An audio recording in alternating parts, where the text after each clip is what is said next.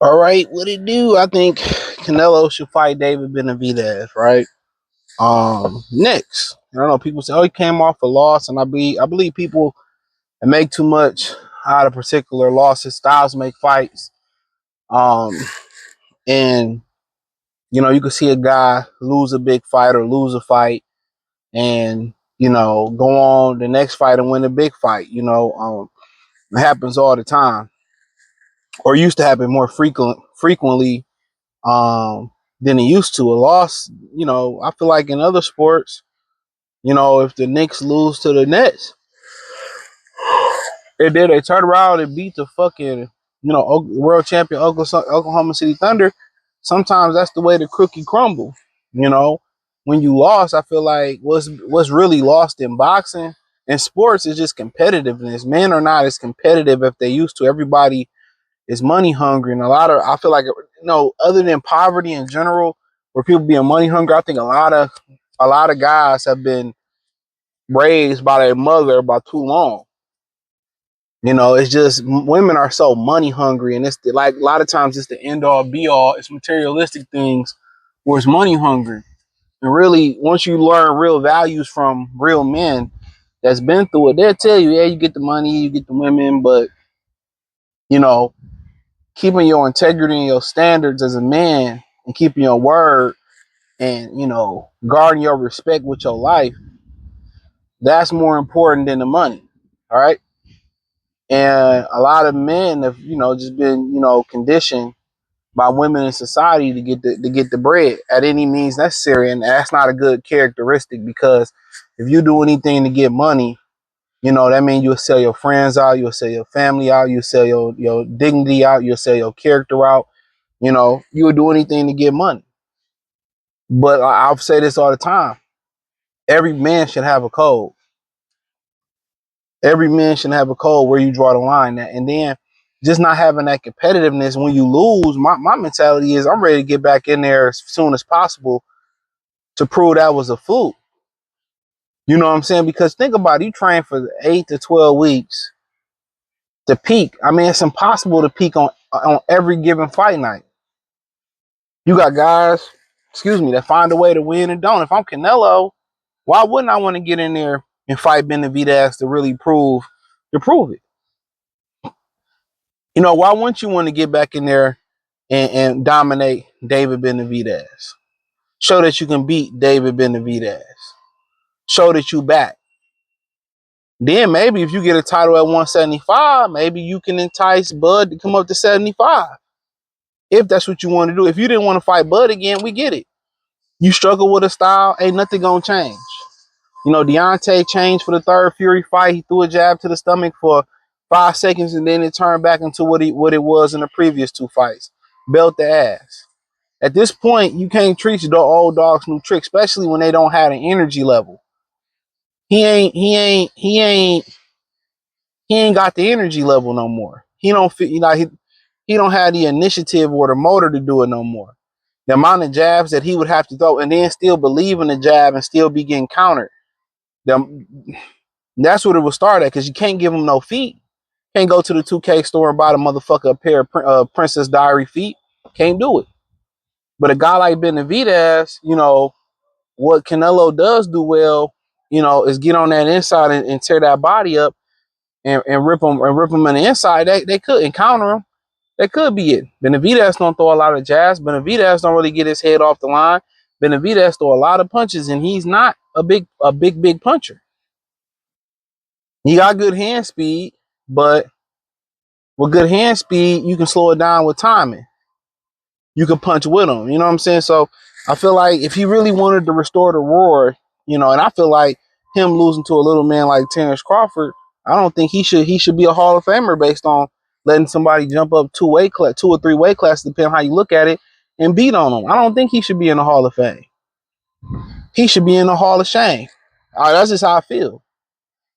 That's a despicable loss. But then again, how many times in boxing today we've seen cherry picking go wrong? Yeah, you can nickel and dime it all you want to, but eventually the rooster's gonna come home to roost. Eventually, the truth is gonna find you, and that's just the goddamn honest truth. So he should go in there and push a better stylistic fight, especially if you can bring him down in weight, which Canelo can. If it's a couple pounds, or you can strap your nuts on like Terrence Crawford and go meet him all the way up there and beat him. But you know, at that point, you know, he don't have the pride no more. He just feel like I did it, I'm accomplished, I reached my goal. And you got guys like Bud who want to be the best. You know, he got something to prove. You know what I'm saying? You have Floyd who wanted to be perfect. You had Roy who wanted to be a dog. Andre Ward wanted to be a dog. Marvin Hagler, you know, he had a beef of vendetta because of how they treated him. And unfortunately, when you talk about the politics in boxing, if you don't have a particular look or if people don't like you, it's a wrap. And they pick and choose who ass they want to kiss. And it all starts in politicking in the amateurs. They prop up, you know, the amateurs is way more corrupt than you've seen them destroy Olympic boxing to rebuild them. The amateurs is way more corrupt. Believe it or not. So why wouldn't you want to say, you know what? I want to fight this guy. Why wouldn't you want to say, they say I was ducking him? Okay, I lost to Crawford. Why wouldn't I want to go after David Benavidez? Put him in a box and be done with it. I don't get it. Why wouldn't you want to go out there and prove it? Why do you need a tune-up? Boxing, somebody just said, I think Turkey said, I heard somebody play it on their channel. Turkey said that tune-ups is destroying boxing. Yeah, especially, I don't mind if you fight 4, 5, 6 times a year. Let's say you fought 6 times a year and you took 3 stay busy fights. I don't mind it. If you give us a good contender fight or a good title defense and you give us 2 big fights, I'm cool. If you're going to fight once every 18 months, once every 12 months, once every 16 months, it should be a big fight. You know what I'm saying? We living in a 90-second reel clip era where these people, they don't even these children or these new people, they don't even have the attention span to go past 90 seconds. You know, most people, believe it or not, are illiterate. You know, just think about, I think if you were someone retarded or very, very novice, let's just say not like you're a novice, you'd be surprised how many novice readers there are, how many novice socials, you know, how many people are novices as a social skills, how many people are novice at being able to read a situation, novice at being able to read between the lines. You know how many times I say things people on my channel can't read between the lines, can't put 1 and 1, 2 and 2, 2 to 2 together. You got to understand, like, it's a lot of people who are walking around with an IQ that's below average. They're operating machinery. They operate in cars, forklifts, cranes, and they are not smart.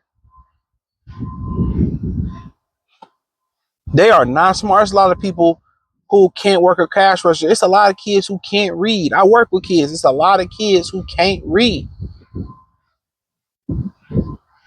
Think about it. If a lot of these kids are growing up in one parent household, you think they're getting the whole thing of common sense? Absolutely not. They don't have common sense. They don't have social skills. They can't read the room. They are being protected and protected from the world, so they can't survive in the street. So they don't know that's danger over here. Don't do this. It's scary out here. It's a legit scary time out here. They don't understand consequences. So when they go to jail and it's like, oh, we get 100 years. It was a clip of some young ladies, man, I'm gonna do a short on it, who stole something and it was, they told, well, it's 50% off, so we shouldn't get a felony, we should get a misdemeanor. What? Just because it's off the clearance rack, you think that clear your ass to a misdemeanor? So you got to understand, ain't too many bright. It's more stupid people than average and above and extraordinary smart people. So when you argue with people online, if you stop and argue and stoop to these people's level, I have to remind myself, then you are. It's a lot of people who managers, who CEOs, who team leaders, who run this, and they can't read shit, can't count, can't process nothing, can't pick nothing up. Like, it's crazy out here. But I think for Canelo Alvarez, that's the move to make. And I get it. Oh, I got easy money here, easy money there. But if he really disappointed in that loss, why not erase that loss by going in there and fighting David Benavidez? I don't understand why you wouldn't do it. You know, for the most people, your legacy is cemented, even though I feel like it's a fraudulent legacy, but that's me. I would go in there and pine box him up, but that's just my opinion on it. You know, that's my opinion on it, but I feel like that's the right move to make. So what, you lost? Go back in there and do it again. He still owe you one more fight. You know, I just feel like when I lose, I want to get it right back. I want to run it back again. So if he don't want to run it back again, I think that's the move to make. Why not? Why not? You coming off a loss, ain't that much pressure. Turkey still owe you one more fight. So be it. But you could be so passive and still can lose. That's the thing about it is I see, you know, people, they'll talk about, you know, how an aggressive coach who go for it in American football on fourth down, right? He go for it. Oh, he lost because he was too aggressive.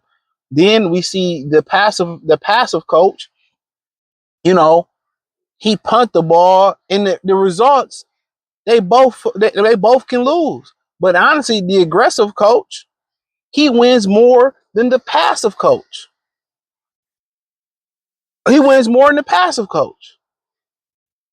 So you got to ask yourself in society today, especially in sports, where's the aggression? Where's the risk taking?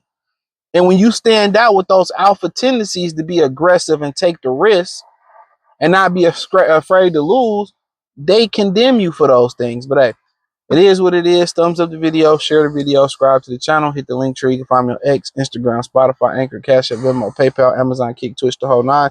Appreciate the love and support. Peace.